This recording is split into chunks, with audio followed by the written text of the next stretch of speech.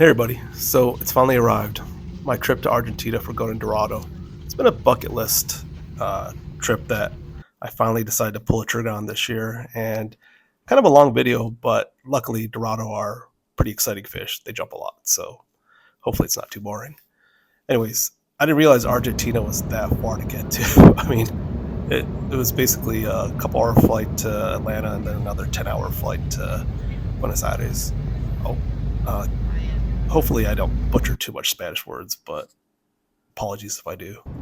Anyways, flew out to Corrientes after that, and it was a 2-hour drive through basically cattle country to get there.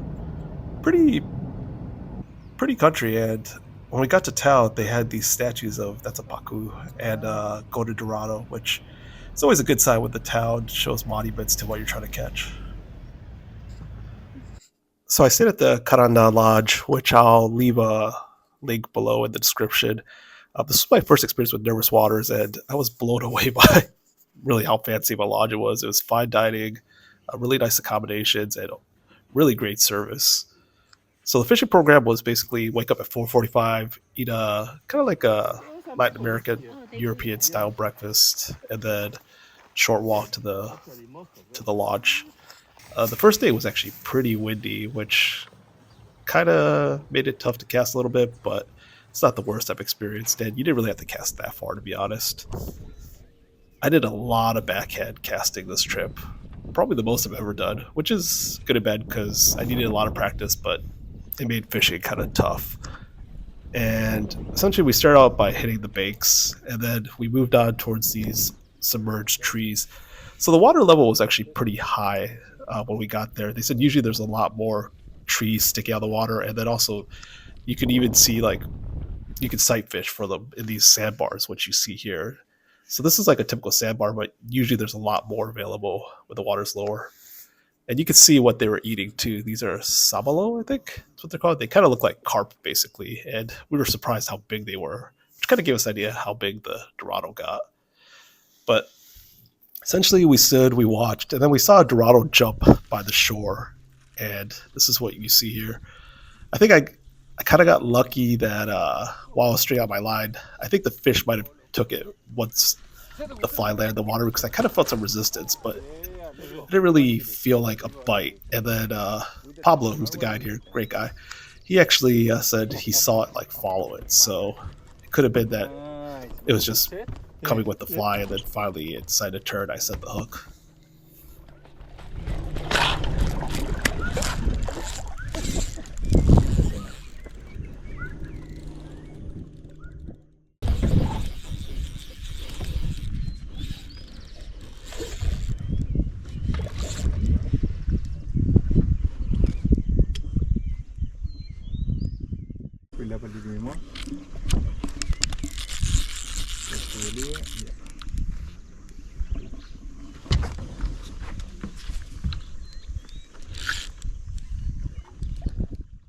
It's on the gill, no wonder. So I got my first Dorado in the boat, and this isn't a giant, but it was big enough where I was super stoked that I finally got a fish pretty quickly into the trip, and I didn't have to worry about getting that monkey off my back. Took a few pictures, and in the next clip you'll see that Z actually getting handed the rod, and there was actually a Dorado cruising right next to us, and she cast right at it, and it was the perfect cast, but then she lifted it out of the water before it could actually take it, because we actually saw the fish turn and move towards it, but she didn't actually see the fish, so that would have been an amazing take right next to the boat.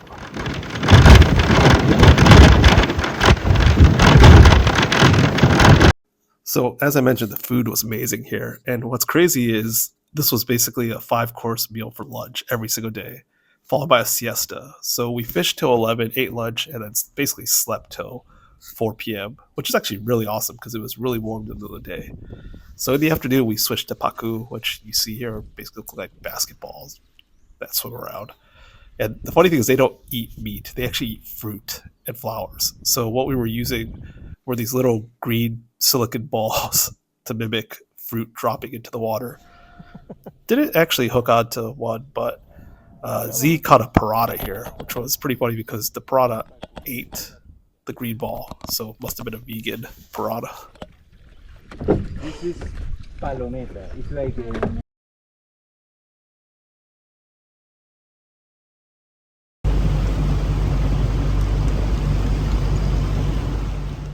Towards the end of the day, we moved into this small side channel, which was actually really, really scenic. But it was a tight quarters fishing. We were both standing in the front of the boat and trying to cast like down the channel. We saw a bunch of cruisers, but nobody was really taking. So it was kind of like a scenic boat ride towards sunset.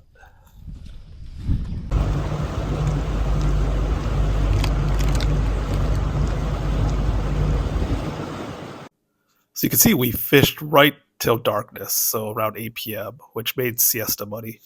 Ironically, we had Pacu ribs for appetizers for dinner. Anyways, next morning, same process. Wake up early, eat breakfast, and then this time we went 30 minutes out. Today's guide was Enzo, really nice guy as well. He wanted to take us to clearer water and a little away from the wind because it was another windy day. We fished around this back area, but didn't really get much action. Okay. So we moved basically all the way back towards the lodge area, and then I think, yeah, we didn't get anything in the morning session. Saw these howler monkeys.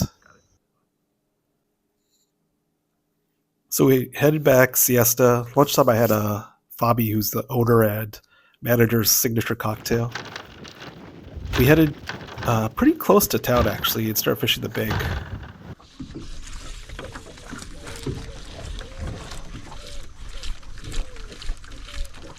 I told you, give me one more chance. I told you.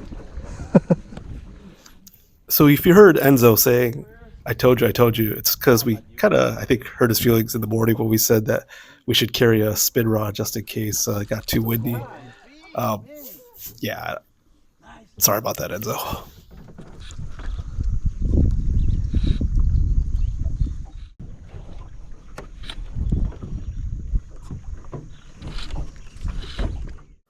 So the cool thing about Dorado is they jump, and they jump a lot. But it's not like they come up and just shake their head. They're actually doing backflips. So I would say this is probably one of the more entertaining fishes to fight. Strip a little more, little bit, yeah. Nice! Vamos! Vamos! Vamos!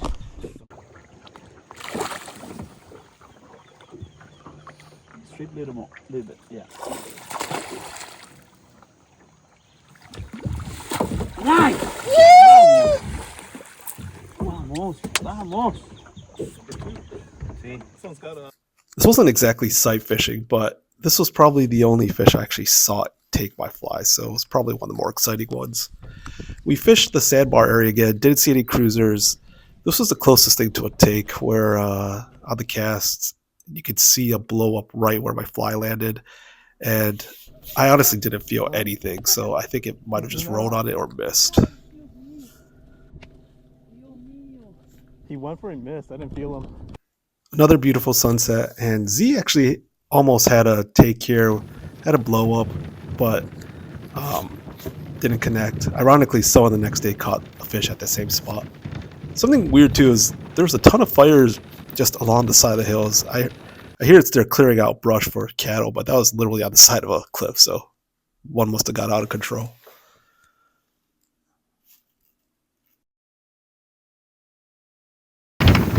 Another beautiful morning, and this was actually our first calm day. We started hitting the banks not too far from town and actually saw a Dorado just like crashing bait fish against the side of that dirt wall right there.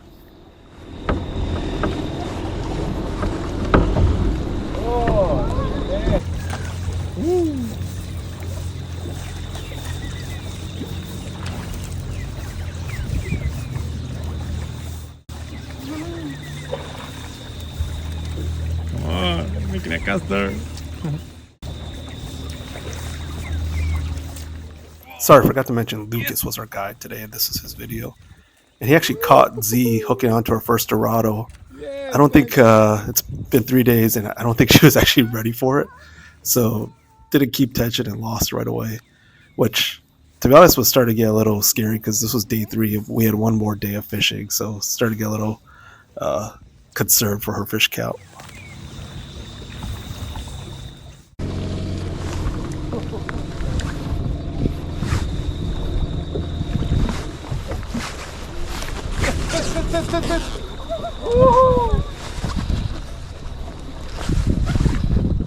At first, we thought this was going to be a smaller average fish because all the fins we saw hitting the wall looked on the smaller side. But right here, where it pulled my rod down, I finally felt the weight.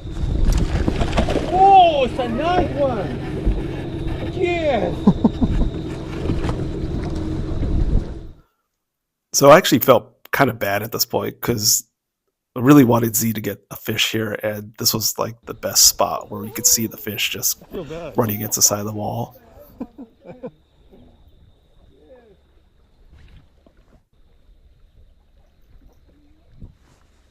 Oh, this is where all heck breaks loose. The rod just snapped in half in the middle. Which is funny because the day before, I think Enzo was telling us he loved these rods, or actually might have been the day after, because they never break. But give me a rod and I'll find a way to break it, I guess. Not ready.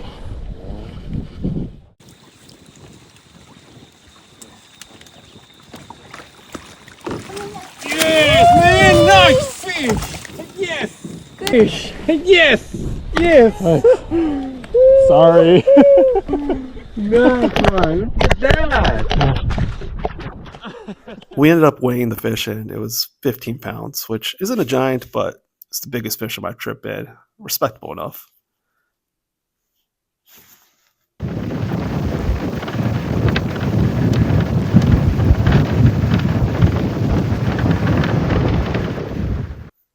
No more action for the rest of the morning, but at least we got some cool views. Actually, didn't have any more action for the rest of the day. You can see how calm it got, super glassy. This is Lucas showing us his casting. One thing I love about fishing with guides is I'm always learning, so seeing people much better than me casting always is a pleasure. Oh, can't go to Argentina without drinking red wine, so there's the red wine cameo. As you see right there, this was our last day fishing, and the pressure was on because really wanted Z to get a Dorado. Morning was pretty calm again. This was a cool view because it was glassy, and then there was also like mist rising up. Enzo was our guide again today, and he told us these are water buffalo, which was kind of interesting to see. I didn't know South America had water buffalo.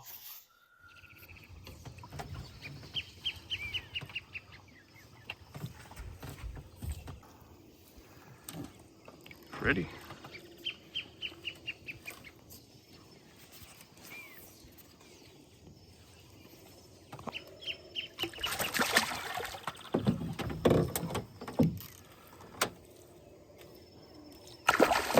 This was my only fish of the morning, a small little guy, but at least it was a fish and kept my streak of getting a fish a day going. Lunch was amazing. It was asado, which is basically Argentinian barbecue. And if you got the gist already, it's meat. Meat's awesome for like the first 5 days, but at this point I was starting to get a little tired of it. Empanadas. I tried empanadas at all kinds of places in Argentina, and this was one of the better ones at the lodge.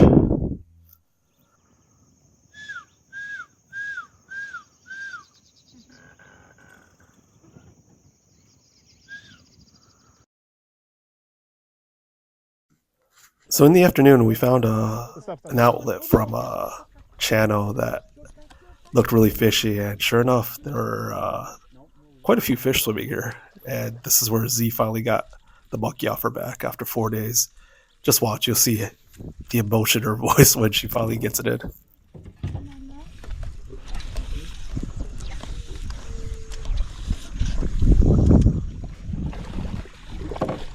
Nice job.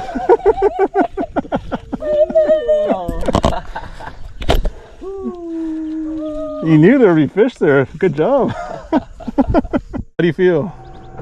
Relief!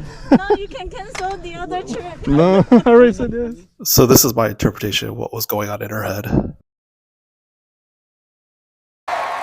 Don't cry for me, Argentina. The truth is, I never left you. All through my wild days. And by my interpretation, I mean AI. Kind of weird, but decided to keep it. Anyways, soon after she hooked onto another fish, so her fish count was up to 2 now. This one was a little bit bigger, which is cool.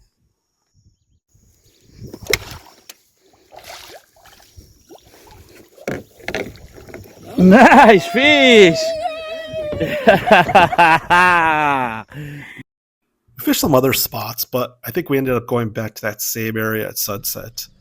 And this was probably the fish of my trip. Not because of size, because it was actually one of the smallest ones, but you'll see here I actually made the exact cast I needed to.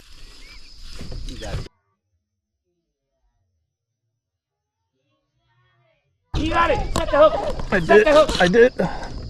You got it! That's the right cast. Not too big. No, but this good. Yeah, finish one. All good. That's good.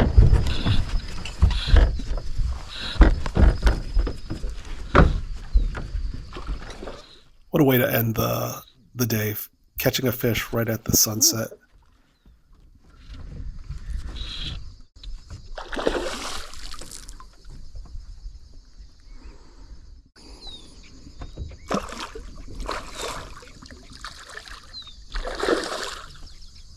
What a fuck. Nice, nice. Picture? So shortly after, if you recognize the spot, that's basically her spot. She hooked onto her third fish of the day, which I was still busy trying to get another fish, so I just kept on casting. I didn't realize they wanted me to take another picture, which I gladly obliged and went back to fishing right after. Busy. Sorry, one second. Okay. Okay. It's okay.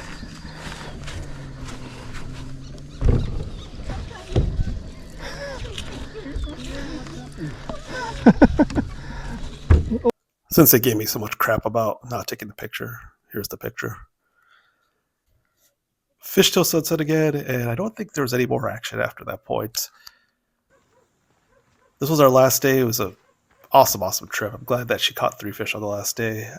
We didn't get any huge giants, but this was, I would say, a really successful trip to this part of the Paraná River. More empanadas. They actually threw us a kind of a going away event. It was just the 2 of us in the first 2 days, and then only 2 other people joined, so it wasn't crowded at all, but they were still very gracious in hosting us.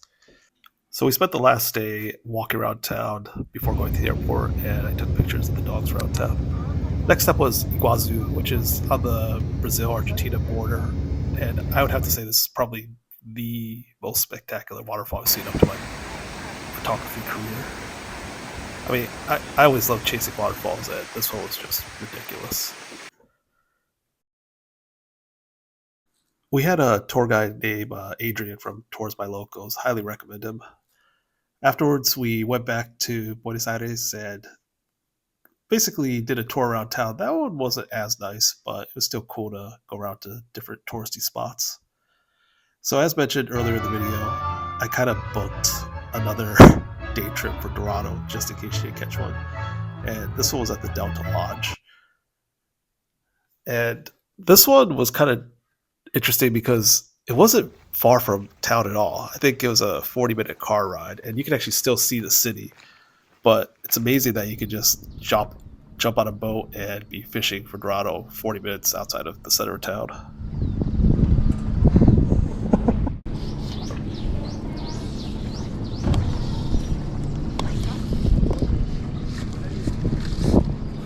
What happened? You found something? It wasn't a bite. It was more like it caught on something. It was a bite. Yeah. So even though this is the same river, it was almost a completely different feel, like a lot more urban feeling. You saw residential areas all around, derelict boats, which actually made fishing structure targets for us, which you'll see later on. We went through a lot of side channels with a lot of dense growth on the side, and This time, since Z's arm was kind of feeling tired catching all those fish, she used a spinning rod. She hooked on to the first two fish of this day trip.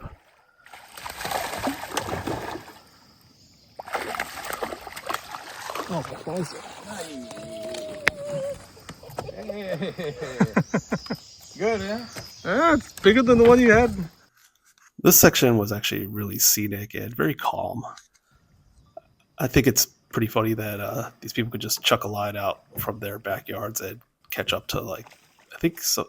He said that they've caught up to maybe 19 pounds in this area. This is the derelict boat type of structure I was talking about.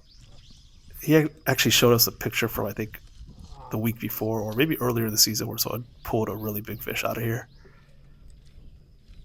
Oh. Here I actually saw the follow. Like, you could see a golden missile just pop off from under the boat and just start following my fly, but he didn't actually take it.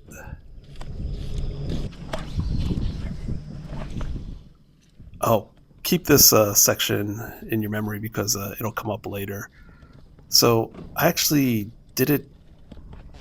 Yeah, I didn't actually hook onto the fish. But the funny thing That is, wasn't you, was it? I pulled it out, That wasn't and you, then was while I was talking to the guide, it came back and took my fly again. Didn't connect though. But since we knew fish would be here, we would actually come back later on. So this gives you an idea of how close we were to the city.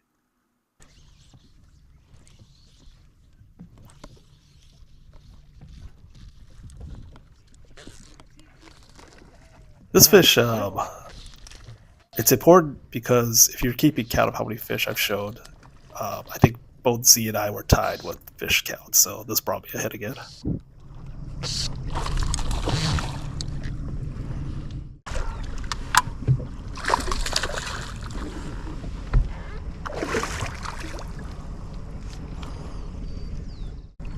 Bigger than yours. Go. Oh. There. That was one of the most saddest fist bump Nice. high fives that I've ever actually done, but this channel's about showing my experiences, including my failures.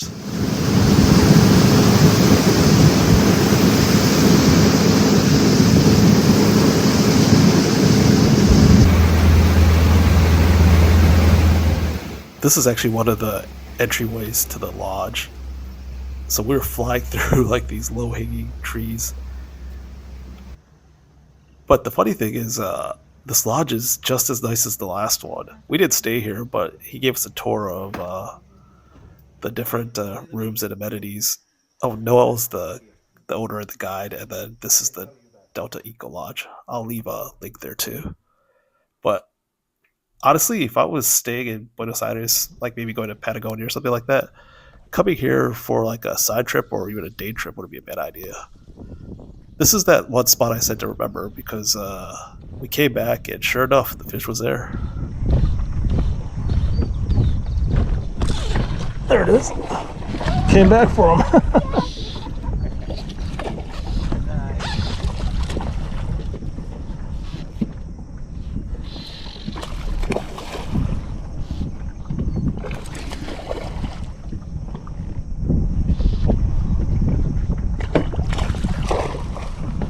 This one's jumping a lot.